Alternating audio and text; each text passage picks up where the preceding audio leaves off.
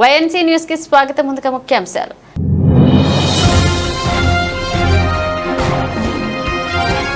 Russia రాజధాని మాస్కోలో shocking ఘటన. Road దాటుతున్న 8 ఏళ్ల బాలుడిని ఢీకొట్టిన ట్రక్.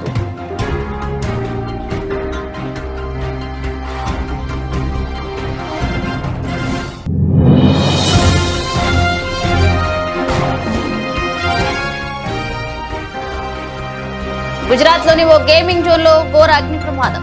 32కు చేరిన మృతుల సంఖ్య.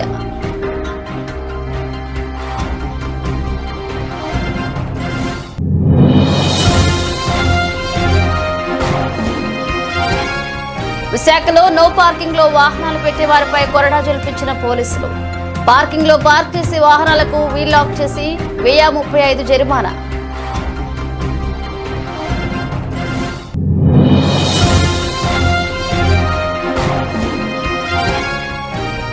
కోటలో ప్రసన్న వెంకటేశ్వర స్వామి బ్రహ్మోత్సవాల వేడుకలు.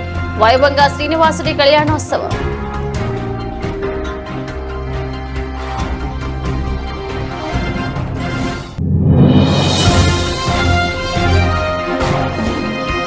గంపలగూడెం మండలం ఆర్లపాడు గ్రామంలో పోలీసు సిబ్బందితో ఆకస్మిక తనిఖీలు. ఎటువంటి పత్రాలు లేని 20 ద్విచక్ర వాహనాలు స్వాధీనం.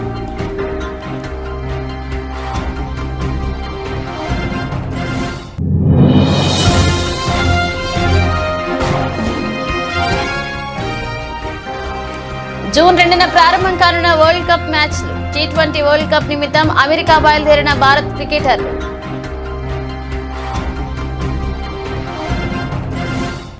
రష్యా రాజధాని మాస్కోలో షాకింగ్ ఘటన జరిగింది. ట్రాఫిక్ లో రెడ్ సిగ్నల్ పడింది. అదే సమయంలో 2 చిన్నారులు రోడ్డు దాటేందుకు యత్నించారు. అయితే ఓ ట్రక్కు డ్రైవర్ రెడ్ సిగ్నల్ ను పట్టించుకోలేదు. తన వాహనాన్ని వేగంగా ముందుకు పోనిచ్చాడు. ఈ క్రమంలో రోడ్డు దాటుతున్న 8 ఏళ్ల బాలుడిని ఢీకొట్టాడు. తీవ్ర గాయాలతో బాలుడు సంఘటనా స్థలంలోనే చనిపోయాడు.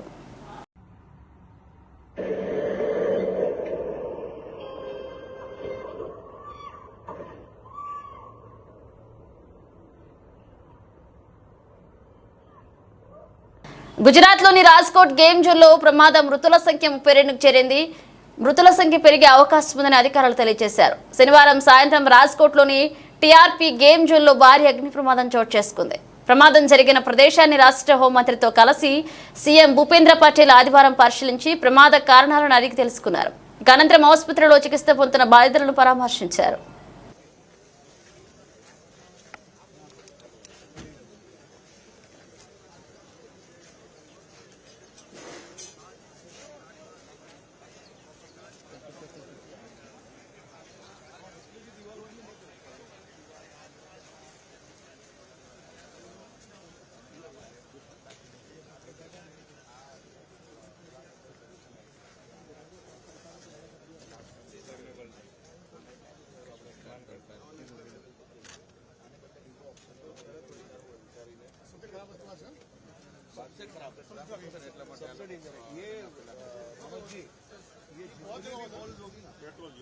ये जितनी भी वॉल्व है बराबर है वहाँ सब जगह और ये बहुत जगह होगा सर, बहुत जगह होगा।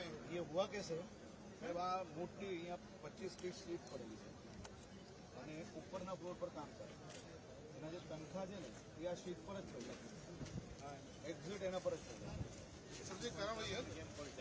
విశాఖలో నో పార్కింగ్ లో వాహనాలు పెట్టే వారిపై పోలీసులు కొరడా జల్పించారు. నో పార్కింగ్ లో పార్క్ చేసే వాహనాలకు వీల్ లాక్ చేసి 1035 చెల్లించాకే తిరిగి బండి అప్పగించనున్నారు. ఇక ప్రజలకు ట్రాఫిక్ పై అవగాహన కల్పించడం జరుగుతుందన్నారు. రహదారి భద్రత పాటించడంలో భాగంగా ఈ నిర్ణయం తీసుకున్నట్లుగా సిపి రవిశంకర్ తెలియజేశారు. పట్టణం సిటీ రోడ్ యూజర్స్ అందరిలో కూడా రోడ్ డిసిప్లిన్ తీసుకురావాలనే ఉద్దేశంతో స్పెషల్ డ్రైవ్ ఏర్పాటు చేస్తున్నాము. దాంట్లో భాగంగా ఈరోజు ఈ అంటే ఎవరైతే illegal parking, wrong side parking, wrong ప్లేస్లో పార్క్ చేసి ఉన్నారో, ఎందుకంటే పబ్లిక్ రోడ్ అంతా కూడా పబ్లిక్ అందరికీ సౌకర్యంగా ఉండాలి. ఇప్పుడు ఈ డ్రైవ్లో మేము ఈ విధంగా ఏమంటారు వీల్ లాక్స్ దాదాపు 200 వీల్ లాక్స్ కొన్నామండి. ఇది ఎక్కడైతే ఏ రోడ్ స్ట్రెచెస్లో అయితే రాంగ్ పార్కింగ్స్ చేసి ఉందో అక్కడ మేము ఒక స్పెషల్ స్ట్రైకింగ్ ఫోర్స్ ఏర్పాటు చేసేసి వెళ్ళి అక్కడ ఉన్న రాంగ్లీ పార్క్డ్ వెహికల్స్ అన్నిటినీ కూడా ఈ లాక్స్తో లాక్ కట్టేస్తాం. And until unless they pay the fine of 1035 we will not release the vehicles through each hour. ఇదంతా కూడా వాళ్ళు వెంటనే వచ్చేసి ఇక్కడ క్యూఆర్ కోడ్ ఉంటుంది, తర్వాత ఈ నంబర్ ఉంటుంది, ఈ నంబర్ కాంటాక్ట్ చేస్తే వెంటనే వచ్చేసి చలాన్ వేయటం జరుగుతుంది. దాని తర్వాతనే ఆ వీల్ లాక్ని ఫ్రీ చేస్తాం. ఇది ఇంకా 1 మంత్ మేము విగరస్గా క్యాంపెయిన్ చేయబోతున్నాము.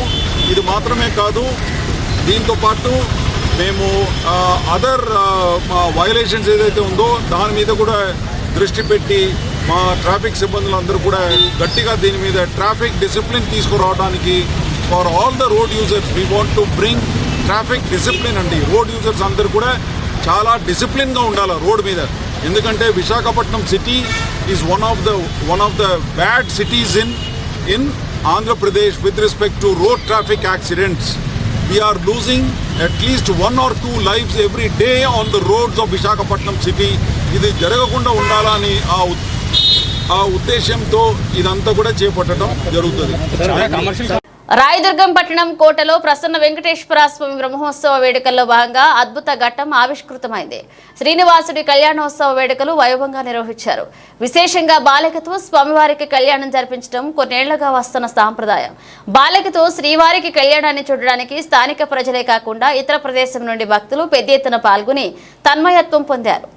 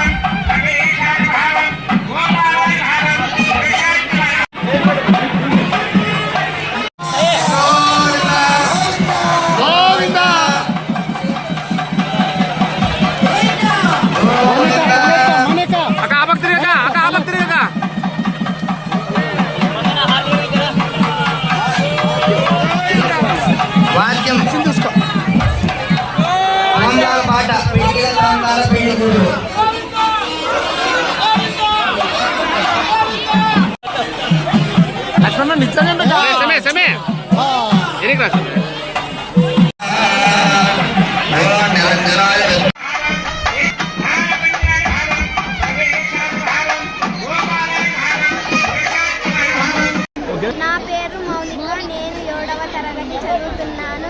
బాలగంగాధర్ తిలక్ స్కూల్లో. నాకు వెంకటేశ్వర స్వామి చాలా సంతోషంగా.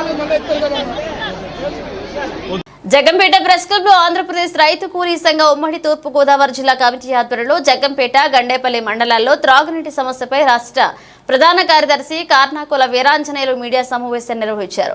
ఈ సందర్భంగా వీరాంజనేయులు మాట్లాడుతూ జగ్గంపేట గండేపల్లి మండలాల్లోని గ్రామాల్లో త్రాగునీరు అందక ప్రజలు అనేక ఇబ్బందులు పడుతున్నారని, 2 మండలాల ప్రజలకి శుద్ధి చేసిన మంచినీరు అందించడానికి బావారం గ్రామంలో అధిక మొత్తంలో నిధులు వెచ్చించి ఫిల్టర్ బెడ్లు అలాగే ట్యాంకులు కట్టించారని, కానీ కరెంటు లేదనే సాకుతో శుద్ధి చేసిన నీళ్లు సరఫరా చేయట్లేదని విమర్శించారు. గండేపల్లి మండలానికి త్రాగునీరు అందించే ఫిల్టర్ బెడ్లు పాడైపోయాయని, కాంట్రాక్టర్ యథావిధిగా తమ బిల్లులు తీసుకుని ఫిల్టర్ బెడ్లు రిపేర్ చేయించకుండా, క్లోరినేషన్ చేయకుండా అధికారులతో కుమ్మక్కై కలుషిత నీటిని ప్రజలకు సరఫరా చేస్తూ ప్రజల అనారోగ్యానికి కారణమవుతున్నారని అన్నారు. ప్రధాన కార్యదర్శి కర్ణాకుల వీరాంజనేయులు మాట్లాడుతున్నాను. ప్రధానంగా జగ్గంపేట గండేపల్లి మండలాలకు సంబంధించి బావారంలో వాటర్ ట్యాంకులు కట్టారు. ఈ వాటర్ ట్యాంకుల ద్వారాగా 2 మండలాలకు సంబంధించిన విషయంలో నీళ్లు శుద్ధి చేసి, అంటే ఫిల్టర్ వాటర్ని ఫిల్టర్ చేసి పంపించాలి. కానీ ఆ ఫిల్టర్ వాటరు బావారంలో ఒక భూసం అయితే తన పామాయిల్ తోటకు వాడుకుంటున్నాడు. ఎందుకంటే ఈ ఫిల్టర్ వాటర్కి సంబంధించిన కాంట్రాక్ట్ ఎలా ఉందంటే, ఏ పార్టీ అధికారంలో ఉంటే ఆ ఎమ్మెల్యే కంట్రోల్కి వెళ్ళిపోతుంది, ఆటోమేటిక్గా ఆ కాంట్రాక్ట్ వెళ్ళిపోతున్నారు. జేఈలు డీఈలు కూడా ఆ కంట్రోల్కి వెళ్ళిపోతున్నారు. పామాయిల్ తోటకి వెళ్ళటమే కాదు, కొత్తూరు, మన్నేరుపాలెం, గోవిందపురం, మల్లిశాల, యంగయంపురం, రాజపూడి, సీతారాంపురం వెళ్ళే నీళ్లు దాదాపు 2-3 సంవత్సరాలు అయింది. దానికి సంబంధించినటువంటి ఏదైతే ఫిల్టర్ని తయారు చేసే ఆ వైర్లు కావచ్చు, దానికి బెల్ట్లు కావచ్చు, ఏదైతేనో 3-4 ఏళ్ళు అవుతుంది. అవి ఇప్పటికి కూడా ఆ గ్రామాల్లో ప్రజలకు తెలియదు. అక్కడ బెల్టలు తెగిపోయి అవి ప్రభుత్వం ఈ అధికారులు ఎవరైతే కాంట్రాక్ట్ ఉంటుంది దాని మీద చర్యలు తీసుకోవాలి. ఫిల్టర్ వాటర్ వెళ్ళకపోతే ప్రజలు అనారోగ్యం పాలవుతారనేటువంటి విషయం కూడా ప్రజలకు తెలియదు.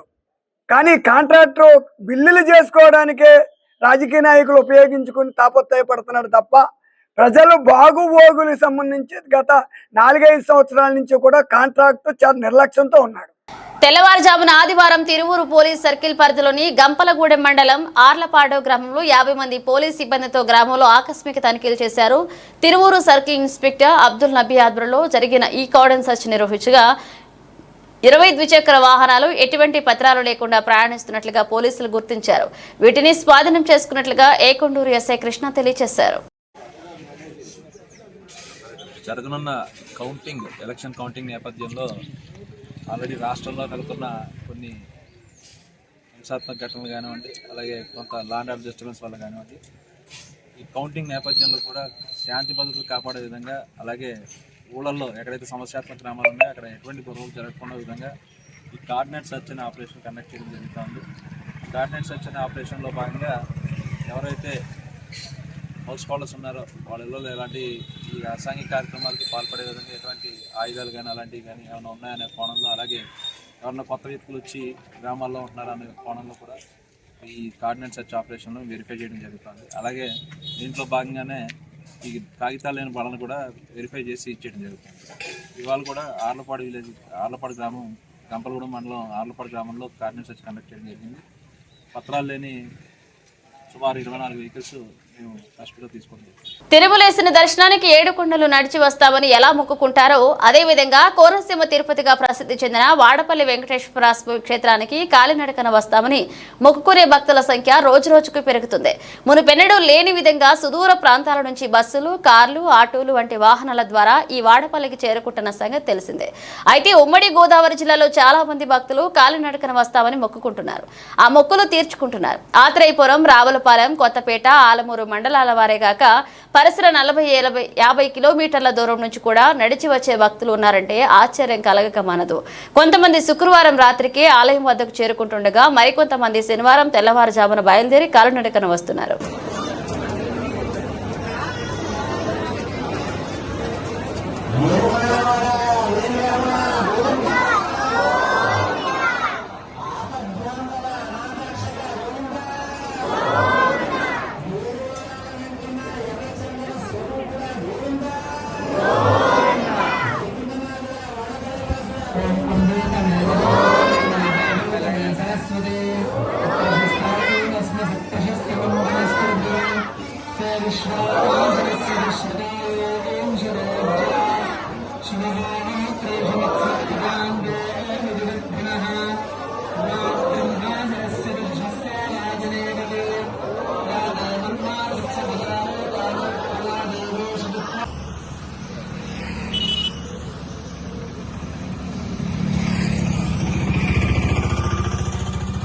కడిపిలంక నుంచి అండి, తూర్పుగోదావరి జిల్లా. ఇంతకుముందు ఒకసారి వాడపల్లి వెళ్ళామండి గోదావరి దగ్గర నుంచి. ఇప్పుడు వెళ్దాం అనుకున్నామండి, వాటర్ ఎక్కువ ఉందని ప్రమాదం వల్ల 3 ఆడవాళ్ళు చనిపోయారండి. అందుకు నుంచి ఇలా రావులపాలెం నుంచి వెళ్తున్నామండి. ఎన్ని కిలోమీటర్లు? 25 కిలోమీటర్లు అండి.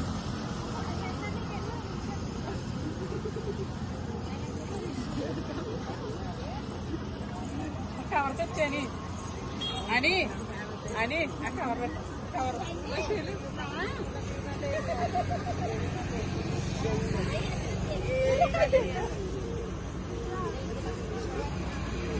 ఉమ్మడి వరంగల్, ఖమ్మం, నల్గొండ పట్టభద్రుల ఎమ్మెల్సీ ఎన్నికల నేపథ్యంలో కాంగ్రెస్ పార్టీ ఎమ్మెల్సీ అభ్యర్థి తీన్మార్ మల్లన్న మద్దతుగా తుంగతుర్తి నియోజకవర్గ శాసనసభ్యులు మందుల సామేల్ ఏర్పాటు చేసిన ప్రెస్ మీట్ లో పాల్గొన్నారు. Peerzadiguda municipal corporation Congress party అధ్యక్షులు తుంగతుర్తి రవి మరియు నియోజకవర్గ వివిధ మండలాల కాంగ్రెస్ పార్టీ అధ్యక్షులు, గ్రామశాఖ అధ్యక్షులు పాల్గొన్నారు.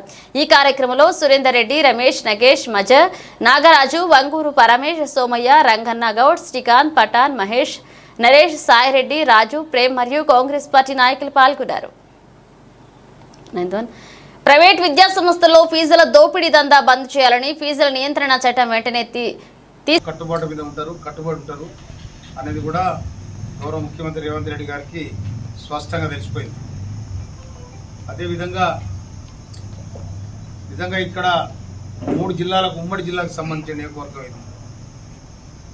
మనకు 6 మండలాలు సూర్యాపేట జిల్లాకు ఉంటాయి, 2 మండలాలు ఏమో భువనగిరి జిల్లాకు ఉంటాయి, 1 మండలమేమో నల్గొండ జిల్లాకు ఉంటుంది.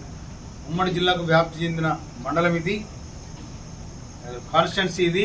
ఈ కాన్స్టిట్యున్సీ ఎంఐఎంఈలు కూడా పోటీ చేయడం జరిగింది. ఇక్కడ తెలంగాణ సాయుధ రైతాంగ పోరాట యోధులు స్వరాజ్యం గారు కానీ బిఎన్ గారు కానీ అంతకుముందు ఇండిపెండెంట్గా ఇక్కడ దామోదర్ రెడ్డి గారు గెలిచిన ఒకసారి, ఆ తర్వాత అంతకుముందు వెంకటనరసయ్య గారు, గోరగట్ట వెంకటనరసయ్య గారు కూడా మొట్టమొదటి ఇండిపెండెంట్ గెలిచింది ఇక్కడ. అడిపోతే మళ్ళా నగరకాల నుంచి నర్రరాఘవరెడ్డి గారు, తెలంగాణ సాయుధ రైతాంగ పోరాట యోధుడు ఆయన నర్రరాఘవరెడ్డి గారు. తర్వాత ఇడిపోతే పురుషోత్తమ్ రెడ్డి గారు ముఖ్యమంత్రి స్థాయి లీడర్ ఆయన. అటువంటి ఎంఐఎంఈలు గడ్డనే వెళ్ళింది కానీ మెజార్టీ వాళ్ళు సంపాదించలేకపోయింది. ప్రజలు కూడా ఆనాడు ఈ దాని మీద స్పందించలేకపోయింది. కానీ ఒక సామాన్యమైన ఒక ఉద్యమకారుడు మందల స్వామి నిలబడితే 51,000 మెజార్టీ ఇచ్చింది తుంగతుర్తి నియోజకవర్గం. కానీ ఇవాళ పార్లమెంట్ ఎన్నికలు జరిగినాయి మొన్న 13వ తారీఖు నాడు. 7 నియోజకవర్గాలలో కూడా బ్రహ్మాండంగా తుంగతుర్తి నియోజకవర్గం మంచి మెజార్టీ వస్తుందని కూడా ఈ సందర్భంగా నేను చెప్తాను. అదేవిధంగా ఇప్పుడు ముఖ్యమైన సందర్భం ఏంటంటే రేపు లేదు ఎల్లుండి పట్టభద్రుల ఎన్నిక. అది 3 జిల్లాలకు 34 నియోజకవర్గాలకు 3 జిల్లాలకు నల్గొండ, వరంగల్, ఖమ్మం ఈ నియోజకవర్గాలు కూడా విప్లవోద్యమాన్ని ముందుకు నడిపిన జిల్లాలే.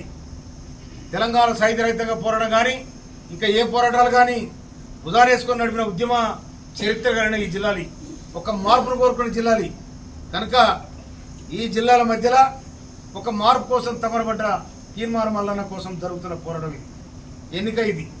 ఈ పోరాటంలో అటుపక్క బీఆర్ఎస్ అటుపక్క బీజేపీ ఉంది.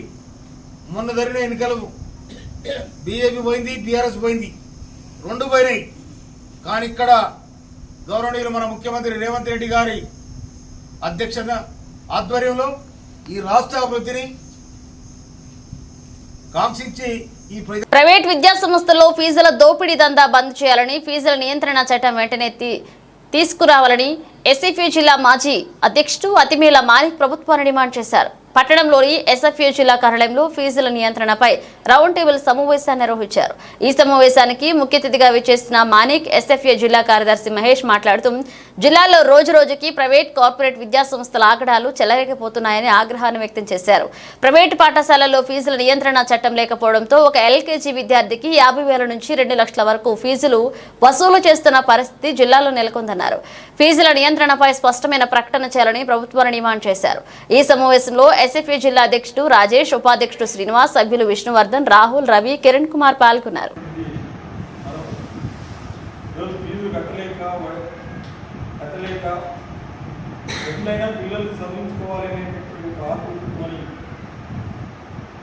చివరికి అప్పులు చేసి పిల్లల్ని చదువుకునేటువంటి పరిస్థితి వాటికి తోడు తల్లిదండ్రుల యొక్క మూడుని మార్చేదాని కోసం చాలా పెద్ద ఎత్తున ప్రైవేట్ కార్పొరేట్ విద్యా సంస్థలు వాళ్ళ యొక్క ప్రచారంతో విద్యార్థుల తల్లిదండ్రులందరినీ కూడా కన్ఫ్యూజన్లో పెట్టేటటువంటి పరిస్థితి. ఇంటర్నేషనల్ స్కూల్ అని, బిజినెస్ స్కూల్ అని రకరకాల పేర్లతో ఈరోజు విద్యార్థుల యొక్క తల్లిదండ్రులను ఆకట్టుకునేటటువంటి ప్రయత్నం. ఫస్ట్ నుంచి ఎల్కేజీ నుంచే వాడికి ఐఐటి నేర్పుతున్నామని చెప్పేసి ఫస్ట్ నుంచే వాడు ఎంబీబీఎస్ సీట్ కొట్టేటటువంటి పరిస్థితి. ఫస్ట్ ఎల్కేజీ నుంచే ఈ రకంగా పెద్ద ఎత్తున వాళ్ళ ఎల్కేజీలో నేర్పేది ఏముంటుంది, నర్సరీలో నేర్పేది ఏముంటుంది, పోయి కూర్చొని రావడం తప్ప. కానీ అక్కడి నుంచే ఈరోజు ఐఐటికి ఈరోజు సెలెక్ట్ చేస్తున్నాము, ఈరోజు ఎంబీబీఎస్కు అక్కడి నుంచే సెలెక్ట్ చేస్తున్నాం, లేదు ఎంబీఏలకు ఎంసీఏలకు కూడా అక్కడి నుంచే మేము ట్రైనింగ్ ఇస్తున్నాం. ఐఏఎస్లో కూడా ఈరోజు డైరెక్ట్గా సివిల్స్ ప్రిపేర్ కావాలంటే మా స్కూల్లో చేరండి, ఎల్కేజీ నుంచే వాళ్ళందరూ కూడా సివిల్స్ మీద అవగాహన కల్పిస్తున్నామని చెప్పేసి ఒక దుర్మార్గమైనటువంటి ప్రచారాన్ని పెద్ద ఎత్తున ప్రైవేట్ విద్యా సంస్థలన్నీ కూడా ఈ రకంగా తల్లిదండ్రులను మోసం చెప్పి ఈరోజు పెద్ద ఎత్తున ఫీజులు వసూలు ఆ పేరుతోనే ఫీజులు వసూలు చేస్తామన్నారు. ఇంతకుముందు సాహిత్య గారు చెప్పినట్టుగా వాళ్ళ 50,000 కాదు, ₹1,00,000 నుంచి 4 లక్షల రూపాయల వరకు ఫీజులు పెద్ద ఎత్తున వసూలు చేసినటువంటి పరిస్థితి. ఈ రకంగా చాలా దుర్మార్గంగా ఈరోజు ఫీజుల్ని వసూలు చేస్తూ వాళ్ళ తల్లిదండ్రుల యొక్క ఈరోజు తల్లిదండ్రులకు మోసం చేసేటటువంటి కార్యక్రమం, మొత్తం వ్యవస్థనే మోసం చేసేటటువంటి కార్యక్రమం చేస్తూ ఉన్నారు. వాడు ఒక సంవత్సరం ఒక స్కూల్ పెడితే లాభాలు గడించినటువంటి వాడు ఆ లాభాలతో ఈరోజు పెద్ద ఎత్తున ఇంకొక స్కూల్ ప్రారంభించడం, మరో స్కూల్ ప్రారంభించడం, మరో చోట స్కూల్ ప్రారంభించడం, అనేక చోట్ల ఒక్క స్కూలు పెట్టినటువంటి యాజమాన్యం వాళ్ళ 2 స్కూళ్ళు 3 స్కూళ్ళు 4 స్కూళ్ళు ఎట్లయితున్నాయని చెప్పేసి ఈరోజు మేము అడుగుతా ఉన్నాం. వాళ్ళ ఎస్ఎఫ్ఐ అదే ప్రశ్నిస్తా ఉన్నాం. ఈ రకంగా విద్యార్థుల తల్లిదండ్రుల దగ్గర ఫీజుల్ని ఈరోజు పెద్ద ఎత్తున దోచుకొని యాజమాన్యాలు లాభపడేటటువంటి పరిస్థితి ఈరోజు వస్తా ఉంది. కార్పొరేట్ యాజమాన్యాలు ఈరోజు పెద్ద ఎత్తున దోపిడీ చేస్తున్నటువంటి పరిస్థితి ఉంది. దీన్ని అరికట్టవలసినటువంటి ప్రభుత్వాలు నిరంతరంగా వ్యవహరిస్తూ ఉన్నాయి. కార్పొరేట్ యాజమాన్యాలకు తప్పులుగా వ్యవహరిస్తున్నటువంటి పరిస్థితి ఉంది. వాళ్ళ కేంద్ర రాష్ట్ర ప్రభుత్వాలు ఏం చెప్తా ఉన్నాయి? ప్రజలు ఎన్నికలు వస్తే మేము పేద విద్యార్థులకు అందరికీ మేమే చదివిస్తామని చెప్తారు. ఈరోజు విద్యార్థులకంతా ఉచిత విద్య అని చెప్తారు. కేజీ టు పీజీ విద్య అనేటటువంటిది అందరికి సమానమైనటువంటి విద్య అని చెప్తారు. ఈ సమాజంలో ఎక్కడుందని చెప్పేసి అడుగుతా ఉన్నాం. ఈరోజు ఉన్నోడికి ఒక రకమైన చదువు, లేనోడికి ఒక రకమైనటువంటి చదువు అనేటటువంటి రోజు కనిపిస్తా ఉన్నాం. డబ్బులు ఉన్నోడికి కోట్ల రూపాయలు పెట్టి, లక్షల రూపాయలు పెట్టి చదివేవాడికి మాత్రం కార్పొరేట్ విద్యా సంస్థలలో ఈరోజు పెద్ద ఎత్తున చదువుకునేటటువంటి పరిస్థితి వాళ్ళకు ఉంది. కానీ ఈరోజు డబ్బులు పెట్టలేనటువంటి పేద విద్యార్థులకు, మధ్యతరగతి విద్యార్థులు వాళ్ళు ఎక్కడ చదువుకోవాలి అంటే ఏం సౌకర్యాలు లేనటువంటి సర్కారు స్కూల్లో పోయి చదివేటటువంటి పరిస్థితి ఉంది. మరి ఈరోజు లక్షల రూపాయలు పెట్టినటువంటి ఈరోజు ఫీజులు కట్టి చదివేటటువంటి విద్యార్థులకు ఏమి ఫీజు కట్టకుండా సర్కారు స్కూల్లో చదివేటటువంటి విద్యార్థులకు పోటీ ఏ రకంగా ఉంటుందని చెప్పేసి అడుగుతా ఉన్నాం. ఏ రకంగా కూడా పోటీనేటటువంటి పరిస్థితులు లేదు. వాళ్ళ పెద్ద ఎత్తున ఈరోజు పేద విద్యార్థులు, మధ్యతరగతి కుటుంబాలకు సంబంధించిన విద్యార్థులు ఈ విధానాలతో నష్టపోయేటటువంటి ప్రమాదం ఉంది. వాళ్ళు ముందు పోయేటటువంటి పరిస్థితి లేదు, ఉన్నత విద్యను అందుకునేటటువంటి పరిస్థితి లేదు అనేటటువంటిది ఈరోజు కనిపిస్తా ఉంది. పెద్ద ఎత్తున పేద విద్యార్థులందరూ ఈరోజు డ్రాప్ అయ్యేటటువంటి పరిస్థితి కనిపిస్తా ఉంది. ఈ విధానాల వల్ల వాళ్ళు కొంతమంది 5వ తరగతి కాగానే కొంతమంది డ్రాప్ అవుట్ అవుతా ఉన్నారు. 10th క్లాస్ కాగానే డ్రాప్ అవుట్ అవుతున్నాం, ఇంటర్మీడియట్ కాగానే డ్రాప్ అవుట్ అవుతున్నారు. డిగ్రీకి పోయేవాళ్ళు కొంతమంది అయితే పీజీకి పోయేవాళ్ళు చాలా మంది డ్రాప్ అయ్యి ఈరోజు చదువుకోలేనటువంటి పరిస్థితిలో వస్తున్నటువంటి పరిస్థితి. వాళ్ళ ఏ కాలేజీలో చూసినా చివరికి గవర్నమెంట్ కాలేజీలలో కూడా సెల్ఫ్ ఫైనాన్స్ కోర్సులు తెచ్చి అక్కడ ఫీజులు కట్టమని చెప్తా ఉన్నారు. వాళ్ళ సెంట్రల్ యూనివర్సిటీలలో సెల్ఫ్ ఫైనాన్స్ కోర్సులు తెచ్చి అక్కడ లక్షల రూపాయలు ఫీజులు వసూలు చేస్తున్నటువంటి పరిస్థితి. మళ్ళీ అక్కడ ఎవరు లక్షల రూపాయలు ఫీజు కట్టి ఏ పేద విద్యార్థి చదువుకుంటాడు? ఈరోజు గవర్నమెంట్ పేరు గవర్నమెంట్ సెంట్రల్ కుప్పం పట్టణం పలార్లపల్ల ప్రాంతానికి చెందిన బేటప్ప తనను ప్రేమించారని మోసగించాడని రంజిత అనే యువతి పోలీసులను ఆశ్రయించారు. అనంతరం మీడియాతో మాట్లాడుతూ తమ ఇంటి ముందు ఉన్న బేటప్ప తనను ప్రేమిస్తున్నానని వెంటపడ్డాడని, కానీ అతనికి అప్పటికే పెళ్లి జరిగి భార్యతో కలిసి ఉండడంతో అతని ప్రేమను తిరస్కరించడం జరిగిందన్నారు. అయినా అతను తన భార్య కిడ్నీ సమస్యతో బాధపడుతున్నారని, కావున నిన్ను పెళ్లి చేసుకుంటాను అని నమ్మించినట్లుగా బాధితురాలు తెలిపారు. తీరా ఇప్పుడు పెళ్లి చేసుకోమని అడిగితే బేటప్ప మోసగించాడని తెలిసిందన్నారు. కావున న్యాయం కోసం పోలీసులను ఆశ్రయించినట్లుగా తెలియజేశారు. నన్ను కన్విన్స్ చేసేవాడు సార్. నేను అప్పుడు కూడా ఒప్పుకోలేదు సార్. నీకు భార్య పిల్లలు ఉన్నారు, వద్దు ఇదని చెప్పినా కానీ అతను నా వెంట పడి నన్ను ఎక్కడికి వెళ్ళినా నన్ను వేధించేవాడు సార్. నా ఫోన్ నెంబర్ తీసుకొని నాకు ఫోన్లు చేసి నన్ను టార్చర్ చేసేవాడు సార్. నేను వాలంటీర్గా పనిచేస్తున్నాను సార్. సచివాలయం చుట్టూ కూడా వచ్చి నన్ను గొడవలు చేసేవాడు సార్ వాడు, నన్ను ప్రేమించమని. తర్వాత ఇంకొక విషయం ఏమంటే వాళ్ళ భార్యకి కిడ్నీ ప్రాబ్లం ఉందని చెప్పి నన్ను మోసం చేశాడు సార్. నేను అది నమ్మాను సార్. నమ్మి అతని దగ్గర వచ్చి నేను మోసపోయాను సార్. మోసపోయి సార్ అతను వచ్చి నా భార్యకి కిడ్నీ ప్రాబ్లం ఉంది కాబట్టి నా దగ్గర సంసారానికి పనికి రాదని చెప్పి నన్ను మోసం చేశాడు సార్. మా ఇంట్లో వల్ల ఆమెను బలవంతంగా నాకు తాళి కట్టి బలవంతంగా పెళ్లి చేయించారని చెప్పి నన్ను నమ్మించి నేను ఇంట్లో వాళ్ళని నా భార్యను ఒప్పించి పెళ్లి చేసుకుంటానని చెప్పి నన్ను ఎన్నోసార్లు మోసం చేసి నా చుట్టూ తిరిగి నన్ను ఒప్పించి నన్ను ప్రేమించేలాగా చేసుకున్నాడు సార్. నేను లేకపోతే చచ్చిపోతానని నన్ను బ్లాక్మెయిల్ చేసేవాడు. నేను ఎక్కడికి వెళ్తే అక్కడ ఏదైనా తాగేసి చచ్చిపోతాను, ట్రైన్ దొరికిపోతానని చెప్పి కూడా నన్ను బ్లాక్మెయిల్ చేశాడు సార్. ఇప్పుడు 9 సంవత్సరాల నుంచి నన్ను ప్రేమిస్తున్నానని నన్ను నమ్మించి ఇప్పుడు నన్ను పెళ్లి చేసుకోమని న్యాయం కోరి వచ్చినప్పుడు నేను నిన్ను పెళ్లి చేసుకోను, నువ్వు వద్దని నన్ను తప్పించుకొని ఎక్కడికంటే అక్కడ పారిపోతున్నాడు సార్. అతని మీద డౌట్ వచ్చి నేను పోలీసు వారిని సంప్రదించాను సార్. 3 రోజుల క్రితం నేను కంప్లైంట్ ఇచ్చాను నాకు న్యాయం చేయించమని. ఇప్పుడు నేను ఎవరు దిక్కు లేకుండా ఇక్కడికి వచ్చాను సార్. నేను చదువుకున్న దాన్ని మోసపోయాను సార్. అతని మాటలకి అతను నా చుట్టూ తిరిగి నేను చచ్చిపోతానని బ్లాక్మెయిల్ చేయడం వల్ల నేను మోసపోయి నేను అతని దగ్గర మోసపోతున్నాను సార్. ఇప్పుడు నేను పోలీసు వాళ్ళని ఆశ్రయించి వచ్చాను. దయ ఉంచి మీరు నా యొక్క ప్రాబ్లంని అర్థం చేసుకొని నాకు న్యాయం చేయాలని మిమ్మల్ని ప్రాధేయపడి వేడుకుంటున్నాను సార్. మీరే నాకు దయ ఉంచి నాకు మీరే దిక్కు, మీరే నాకు సహాయం చేయాలి సార్. ఇప్పుడు నాకు ఉన్న ఒకే ఒక దిక్కు పోలీసు వారు సార్. ఇప్పుడు పోలీసు వారే నాకు న్యాయం చేయాలి సార్.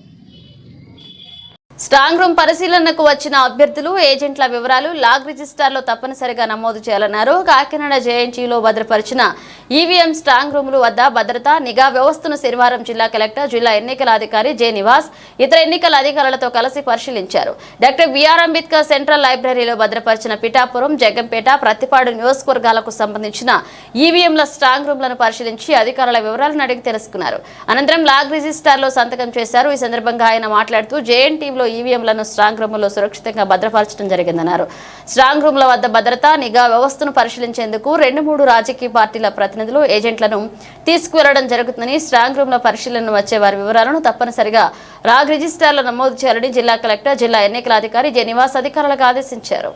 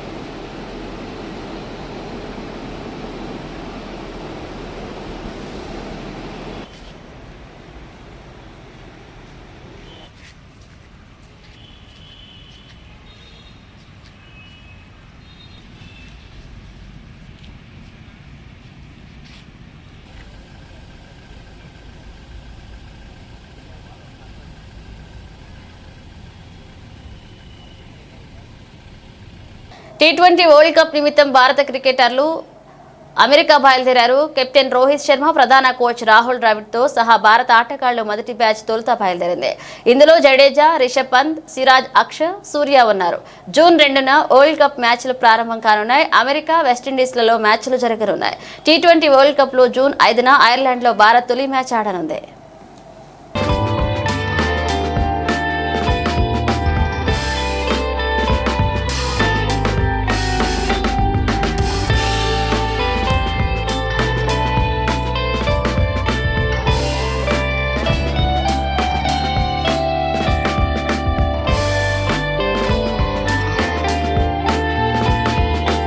బులెటిన్ ముగించే ముందు హెడ్లైన్స్ మరోసారి.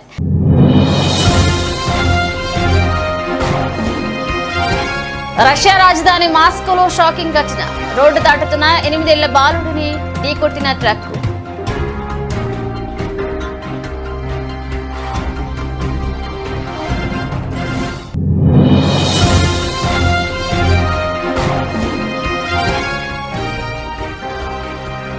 గుజరాత్లోని ఓ గేమింగ్ జోన్లో ఘోర అగ్ని ప్రమాదం. 32కు చేరిన మృతుల సంఖ్య.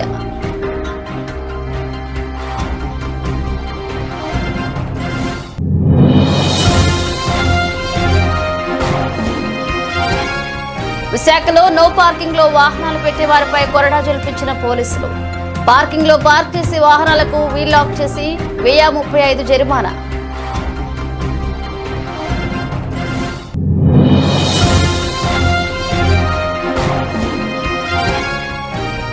కోటలో ప్రసన్న వెంకటేశ్వర స్వామి బ్రహ్మోత్సవాల వేడుకలు. వైభవంగా శ్రీనివాసుడి కళ్యాణోత్సవం.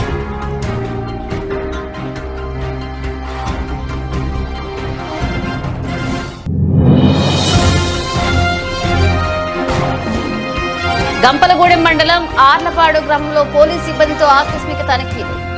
ఎటువంటి పత్రాలు లేని 20 ద్విచక్ర వాహనాలు స్వాధీనం.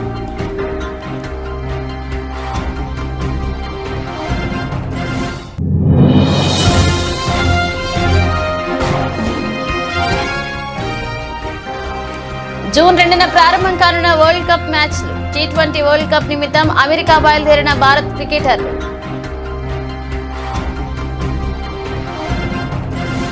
ఇవి ఇప్పుడు ఒక అప్డేట్స్. మరిన్ని అప్డేట్స్తో మళ్ళీ కలుద్దాం.